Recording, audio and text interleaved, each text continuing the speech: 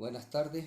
Bueno, vamos a continuar entonces con esta lectura de la palabra de Dios en esta tarde y hoy vamos a ver ya el libro de los Hechos de los Apóstoles, ¿no? Como habíamos planteado desde el inicio, esa estructura de leer primero el Evangelio de Marcos, después seguir con los Hechos de los Apóstoles y después con las lecturas de las cartas paulinas, ¿no? Como para ir teniendo una estructura en la cabeza de lo que es Jesús, de la actividad de la primera iglesia cristiana y después de las recomendaciones que se nos van dando y que son inspiración del Espíritu Santo. Bueno, hoy vamos a iniciar con la oración de Azarías en el horno, que está en Daniel 3:26 en adelante, y una oración muy bonita que me parece que nos va a ayudar mucho en este tiempo, ¿no? En el nombre del Padre, del Hijo y del Espíritu Santo. Amén. Bendito eres, Señor Dios de nuestros padres, digno de alabanza y glorioso es tu nombre, porque eres justo en cuanto has hecho con nosotros, y todas tus obras son verdad, y rectos tus caminos, y justos todos tus juicios. Porque hemos pecado y cometido iniquidad, apartándonos de ti, y en todo hemos delinquido. Por el honor de tu nombre, no nos desampares para siempre. No rompas tu alianza, no apartes de nosotros tu misericordia. Por Abraham tu amigo, por Isaac tu siervo, por Israel tu consagrado, a quienes prometiste multiplicar su descendencia, como las estrellas del cielo, como la arena de las playas marinas. Pero ahora, Señor, somos el más pequeño de todos los pueblos. Hoy estamos humillados por toda la tierra a causa de nuestros pecados. En este momento no tenemos príncipes, ni profetas, ni jefes, ni holocausto, ni sacrificios, ni ofrendas, ni incienso, ni un sitio donde ofrecerte primicias para alcanzar misericordia. Por eso acepta nuestro corazón contrito y nuestro espíritu humilde, como un holocausto de carneros y toros o una multitud de corderos cebados. Que este sea hoy nuestro sacrificio y que sea agradable en tu presencia, porque los que en ti confían no quedan defraudados. Ahora te pedimos de todo corazón, te respetamos y buscamos tu rostro. Gloria al Padre y al Hijo y al Espíritu Santo, como era en el principio, ahora y siempre, por los siglos de los siglos. Amén. Me parece tan apropiado este salmo para este tiempo y sobre todo para algunos lugares de algunos pueblos, y pedirle al Señor esta misericordia para con todos nosotros, pedirle al Señor su poderosa protección. Vamos a iniciar entonces, o vamos a seguir caminando con el Señor. Hemos estado meditando, rezando desde la palabra quién es Jesús, su misión mesiánica, su misión redentora, la formación de este Jesús de sus discípulos que implica el discipulado, cómo tenemos que hacer para ser discípulos. Hemos ido manejándonos con el Evangelio de Marcos en una estructura muy simple y ahora vamos a entrar en este libro tan misionero que se le ha llamado el libro del Espíritu Santo. Es la primera iglesia, la primitiva iglesia. Vamos a ver que este libro está dividido en dos partes, con una zona intermedia. La primera parte hace referencia a después de la venida del Espíritu Santo y esta frase programática de Jesús: vayan por todo el mundo, anuncien la buena noticia, en que todos los pueblos sean mis discípulos.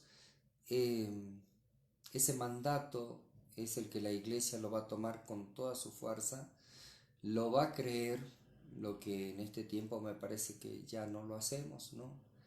Que pareciera que la buena noticia no merece ser transmitida. Hay tantas buenas noticias y tan efímeras que la buena noticia, la del Jesús vida, no parece ser tan importante, ¿no? Pero bueno.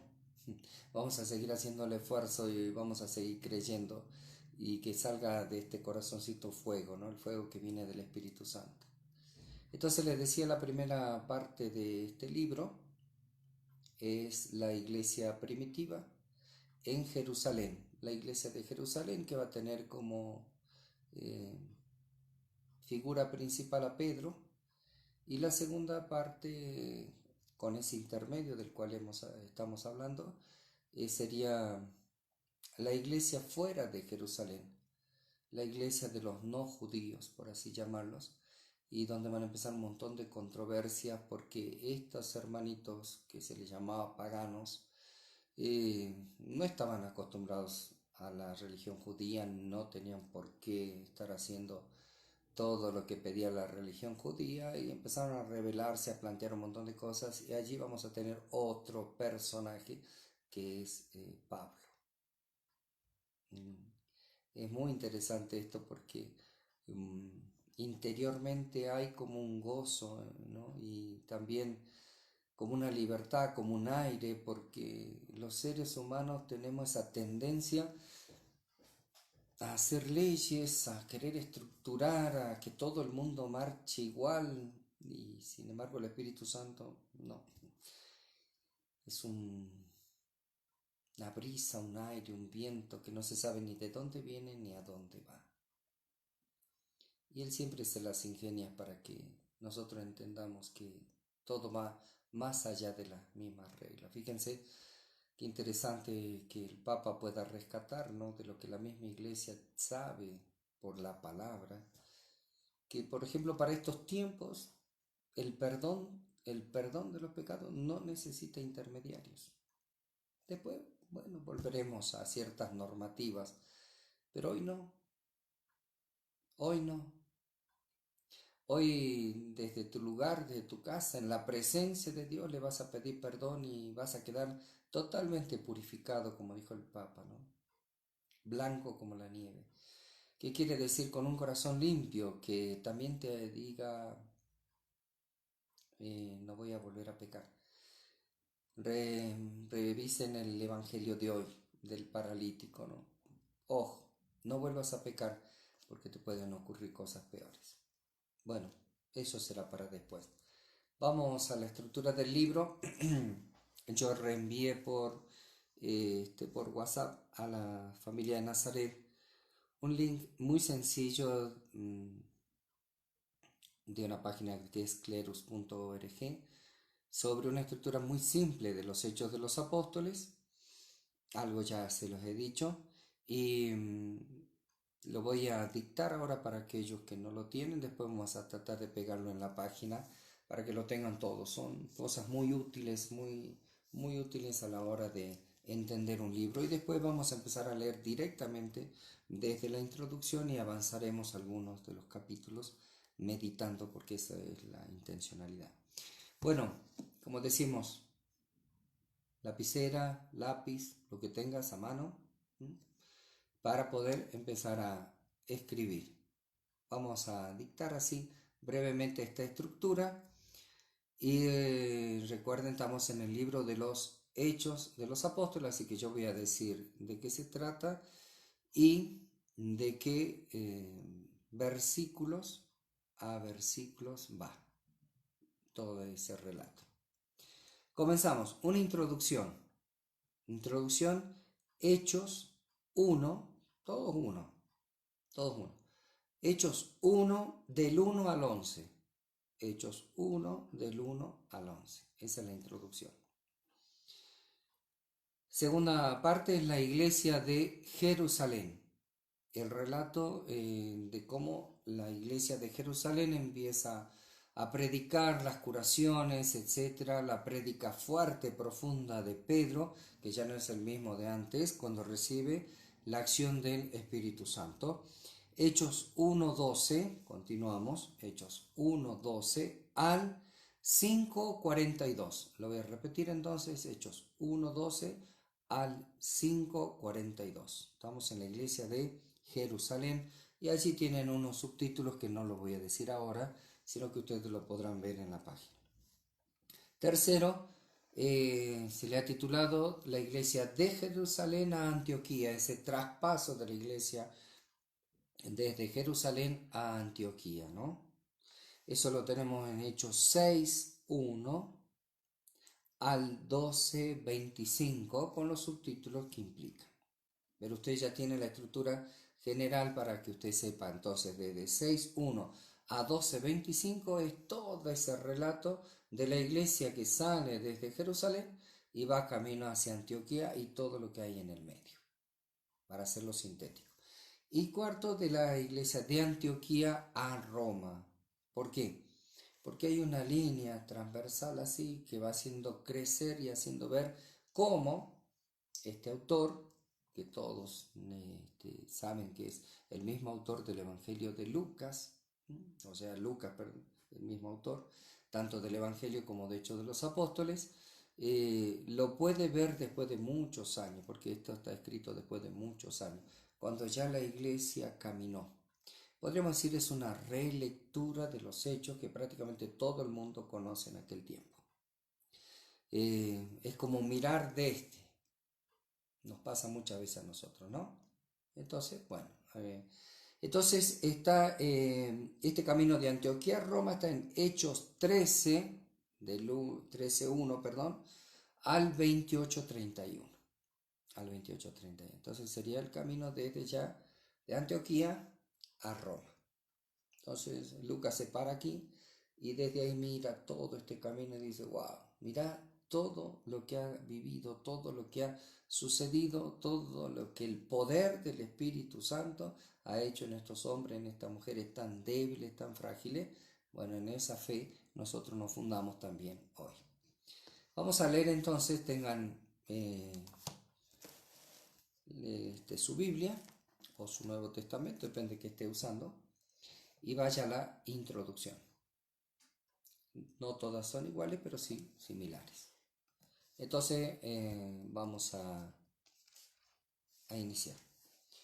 Vamos a ir leyendo, porque la idea es esa, que leamos juntos. Ustedes allá, yo aquí. No sé si tendrán su matecito, yo no lo preparé. O tomándose un tecito, un café. Y vamos a ir leyendo, porque la idea es esta. Leamos juntos. Autor, destinatario, fecha de composición. El libro de los Hechos de los Apóstoles ha sido considerado siempre como la segunda parte y complemento del tercer evangelio, ¿cuál es? El de Lucas. Y así se comprende todo su sentido y finalidad. No está el evangelio de Lucas, esta vendría a ser la continuación de ese camino. Ambas partes de la obra han sido desde la pluma del mismo autor a quien la tradición antigua identifica como Lucas. Fue escrito probablemente después del año 70. Ya fue la destrucción, acuérdense, del templo de Jerusalén por los romanos. Así que ya Jesús ya había nacido, vivido, muerto, resucitado y todo un camino de la primera iglesia con sus persecuciones, etc. Y sus destinatarios inmediatos parecen ser paganos convertidos, simbolizados en el querido Teófilo, que significa amigo de Dios. El mismo del tercer evangelio a quien el autor dedica su escrito. Se dice que, bueno, Teófilo puede ser una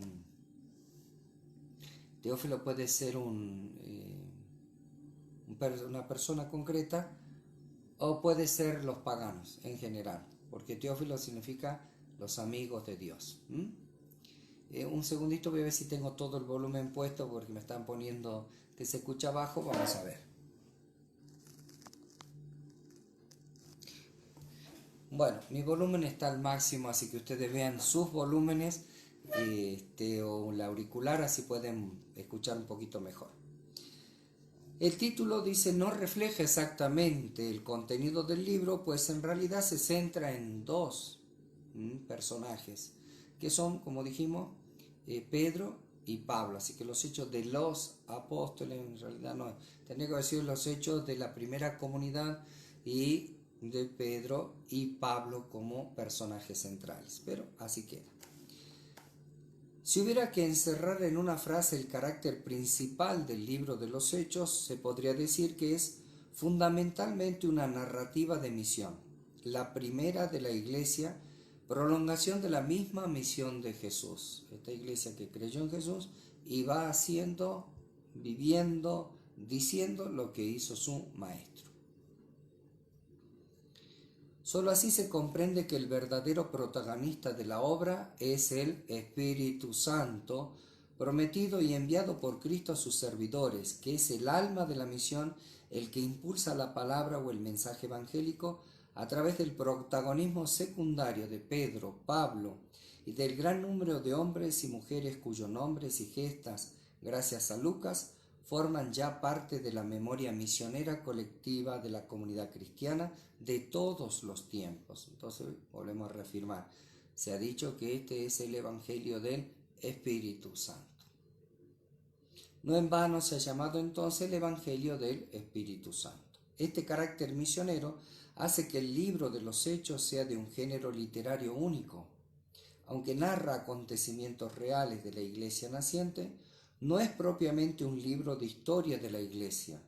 Más bien, sería una relectura, en lo que dijimos hace rato, en clave espiritual, de una historia que ya es conocida por las comunidades y que Lucas, 30, 40 años después que ocurrieron, se dedica a narrar.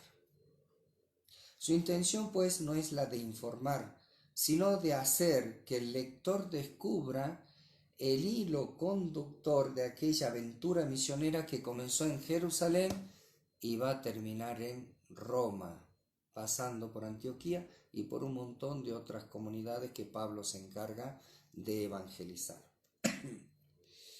Aunque gran parte del libro está dedicado a las actividades apostólicas de Pedro y Pablo, tampoco hay que considerar Hechos como un escrito biográfico o hagiográfico de dichos apóstoles.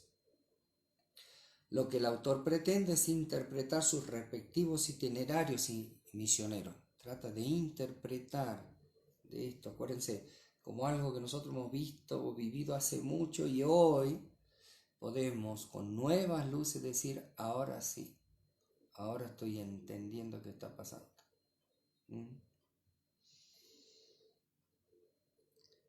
Y entonces, ¿qué es lo que trata de ver? Estos itinerarios misioneros, los sufrimientos de estos apóstoles, todo lo que han tenido que pasar y su martirio. Todo por la palabra de Dios. ¿Te acuerdas de eso de Pablo? Todo lo tengo por estiércol, es fuerte la palabra. Todo lo tengo, con tal de haber ganado a Cristo. Todo lo he perdido, todo, dice Pablo. Y realmente usted se pone a ver la historia y la vida de él, lo dejó absolutamente todo y sufrió de todo. Y él dice, solo me gloriaré en la cruz de Cristo. Qué fuego, qué amor, que realmente. Y eso lo da el Espíritu Santo. Todos los días hay que pedir el Espíritu Santo. Ven, Espíritu Santo. Ven a mí. Hay oraciones hechas. Sí, pero muchas veces a mí me gusta hacer mi propia oración. Yo le voy enseñando también a que saquen del corazón eso que el mismo Espíritu, porque no es que lo inventen ustedes, ya les aviso, el mismo Espíritu les está diciendo, les está emocionando, les está inspirando. No se olviden de esto, hay que tener una tremenda sensibilidad para las cosas de Dios. Y el que no está en Dios, la pierde. El que no puede velar por sus hermanos, lo pierde. Hoy un presidente de una nación muy poderosa dijo que es preferible volver al trabajo que cuidarse, en cierto modo. Realmente que necio, literalmente, qué hombre necio. Lo primero es la vida de las personas. El Espíritu Santo es el que emociona, pero el que no lo tiene no lo va a escuchar nunca. Y no se va a enterar de lo que el Espíritu está. ¿Por qué? Porque no sintonizó. Y eso se sintoniza orando. La única forma de sintonizar el Espíritu es orando. Cuando nosotros nos alejamos de Dios es porque hemos perdido esa sintonía y sintonizamos cualquier otra cosa menos Dios. Me ha pasado a mí, les ha pasado a ustedes. Entonces, ese esfuerzo de volver a sintonizar tiene que ser algo de todos los días. Ven, Espíritu Santo. Y es una gracia y hay que pedirla siempre. Para componer su historia, Lucas usa con libertad todos los recursos literarios de la cultura de su tiempo. ¿Cuáles son algunos de esos géneros literarios que utiliza? Los relatos, que a veces mezcla el realismo de las reacciones humanas con un halo maravilloso de apariciones y prodigios. Otro género literario, los sumarios, que son como paradas narrativas para mirar hacia atrás y hacia adelante, ¿no? Se para ver dónde estamos. Con el fin de resumir y dejar caer claves de interpretación, y sobre todo los discursos que el autor pone en boca de Pedro, de Esteban, de Pablo, etc. ¿Cuántos discursos hay? 14. Que están cuidadosamente elaborados por Lucas y que ocupan una tercera parte de toda su obra. La buena noticia proclamada por los primeros misioneros es el centro. La buena noticia proclamada por los primeros misioneros es lo que ilumina este capítulo de la historia de la Iglesia y presenta episodios llenos de vida y dramatismo. Es la vida. Muchos andan buscando, no sé, experiencias místicas, energías. Dios mío. Como que estamos todos equivocados entonces. No, hay que buscarlo al Señor. Y el Señor se lo encuentra en la vida, en lo cotidiano, en eso que a veces te pesa o te aburre o dices hasta cuándo. Allí está el Señor. Ya no se adorará ni aquí ni allá, ni en este monte, ni en Jerusalén, ni en Roma, ni en Buenos Aires, ni en Nueva York. Se adorará al Señor en espíritu y en verdad. Y dígame una cosa si estoy equivocado. Dígame, pueden escribir. ¿Dónde estamos adorando al Señor en este tiempo si no hay templos? Lo de Daniel, ¿no? La oración es. No hay templos, ni sacerdotes, ni quien te atienda las confesiones, ni te celebre la misa, salvo en privado. ¿En dónde estás adorando a tu Señor? Si no es en espíritu y en verdad, verdaderos adoradores en espíritu y en verdad. Ven, Señor Jesús, alabado seas, bendito seas, glorificado seas por tu amor y por tu infinita misericordia, y descubriéndolo en las pequeñas cosas. El libro de los Hechos nos trae a la memoria el nacimiento, la consolación y la expansión de la Iglesia. Continuadora de Cristo y su misión, porque la Iglesia sin Cristo y su misión no es absolutamente nada ni nadie. En muchas iglesias, en comunidades locales, en distintas culturas y lenguas, pero todos unidos en el único pueblo de Dios. No somos tirados así. No es que somos huérfanos, somos una familia, la familia de Cristo, la nueva familia de Dios. Y esa nueva familia de Dios no tiene un pueblo elegido. No existe el pueblo elegido en la nueva familia de Dios.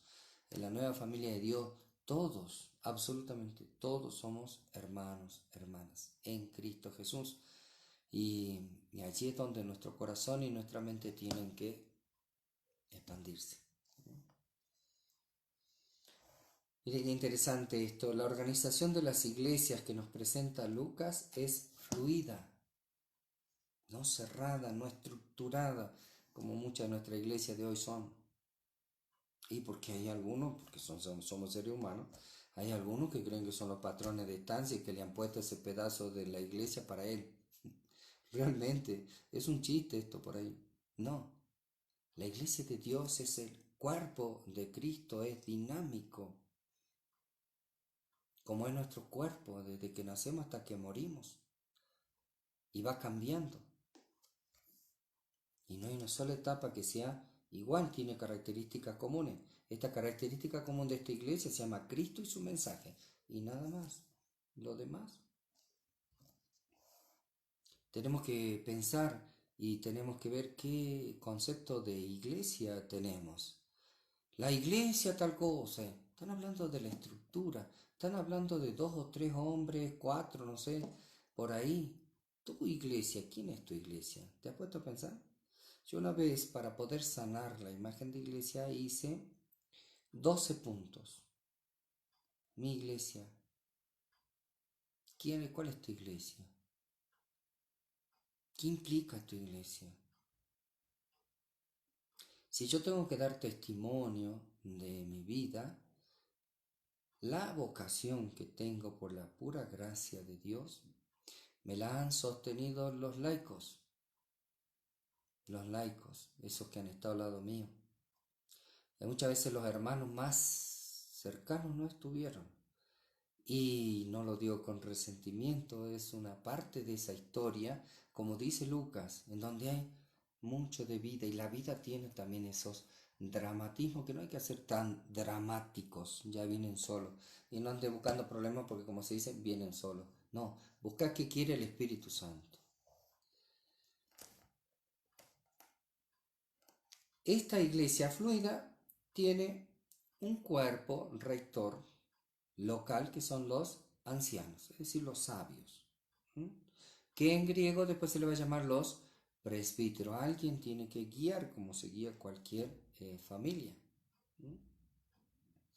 Los apóstoles tienen esa responsabilidad superior. ¿De qué? De transmitir como testigos directos de la palabra, de la vida con Jesús, de transmitir esa vida. Hay constancia ya de una vida sacramental, de una vida litúrgica, hay bautismos, hay imposición de manos, hay como pareciera un ministerio ordenado, hay celebraciones, hay catequesis. La iglesia va madurando, va viendo su modo y así durante toda la vida y lo sigue haciendo, va tratando de adaptarse a los tiempos, aunque a veces, para mi gusto, vamos medio atrasados. Pero bueno, Dios sabrá. Como palabra de Dios, el libro de los Hechos sigue tan vivo y actual hoy como hace 2000 años. El mismo espíritu que animó y sostuvo aquellas primeras comunidades cristianas sigue presente y operante en la iglesia de hoy, impulsando, animando y confortando a los testigos del Evangelio de nuestros días. Me emociona porque hay sacerdotes que están en primera línea, ¿no? Y se está viendo en Italia, en primera línea junto con los médicos también, consolando, sosteniendo, algunos ya han muerto, algunos ya, muchos están contagiados en Italia, sobre todo el norte, y son sacerdotes a veces ya mayores, ¿no? Y sin embargo la tienen re clara. Ellos están para el pueblo y la vida le pertenece a ese pueblo, porque Dios los ha enviado por la acción de su Espíritu Santo. El mismo Dios los ha enviado. Y acá se va viendo con total claridad quiénes están dando y entregando la vida y quiénes no, en todos los ámbitos. Están los que no les importa entregar la vida y están aquellos que le tienen terror. Estoy pensando en varios y varias. Tan cocoritos en algunas situaciones de vida y ahora ¿dónde están? Porque en última instancia se trata de jugarse interiormente entre un egoísmo, un individualismo en donde yo me salvo o en donde voy al encuentro del que necesita para poder dar la vida. Eso es cristianismo. Hoy como entonces Lucas nos interpela con la misma llamada a la conversión y al seguimiento. Conversión y seguimiento. De fe, en esperanza, en alegría, en salvación, en esa salvación que trajo Jesús a través de su muerte y su resurrección.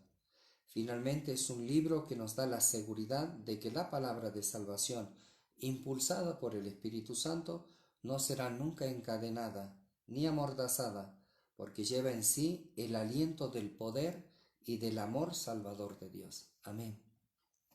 Bueno, al poder leer las introducciones, el poder sentirla, el poder percibir, captar tal vez qué es lo que el autor quiso transmitirnos con la pasión, con el fuego que está escrito esto, por la acción del Espíritu puede ser que hoy nos vuelva a encender ese fuego, ¿no?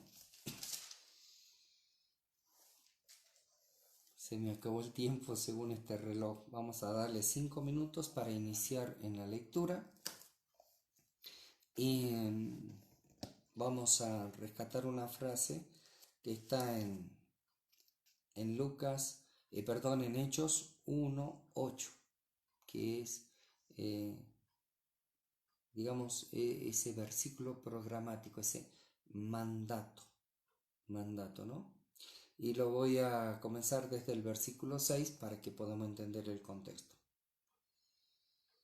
Estando ya reunidos le preguntaban: Señor, ¿es ahora cuando vas a restaurar la soberanía de Israel? Él les contestó: no les toca a ustedes saber los tiempos y circunstancias que el Padre ha fijado con su propia autoridad, pero recibirán la fuerza del Espíritu Santo que vendrá sobre ustedes y serán testigos míos en Jerusalén, Judea y Samaria y hasta los confines del mundo.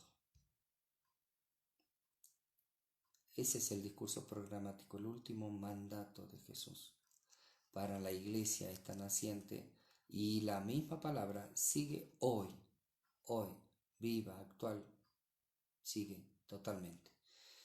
Hermanos, pidamos el Espíritu Santo. Ven Espíritu Santo, ven sobre nosotros, sobre nuestra iglesia, ven sobre el mundo entero.